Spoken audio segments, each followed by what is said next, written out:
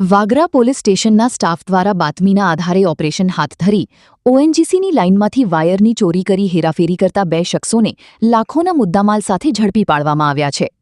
વાગરા પોલીસની team night પેટ્રોલિંગમાં હતી ત્યારે ચાંચવેલ ચોકડી પાસે વોચ ગોઠવી શંકાસ્પદ કારને આંતરવામાં આવી હતી.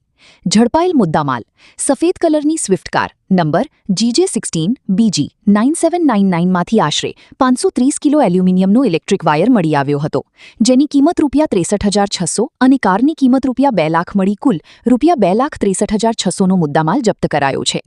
ચોરીની કબૂલાત પકડાયેલા શખ્સોએ કબૂલાત કરી હતી કે તેઓએ આ વાયર ઓએનજીસીના GGS5 પાસે આવેલી લાઇનમાંથી કાપીને ચોર્યો હતો અને તેને આમોદના સોએબ નામના વ્યક્તિને વેચવા જઈ રહ્યા હતા.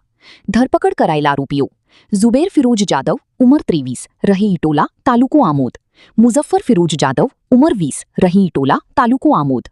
વાગરા પોલીસે બંને આરોપીઓ વિરુદ્ધ ગુનો નોંધી આ ચોરીમાં સંડોવાયેલા અન્ય શખ્સોની શોધખોળ અને આગળની તપાસ તેજ કરી છે. Asha news Gujarati bureau report Sarfaraz Solanki, Bharuch.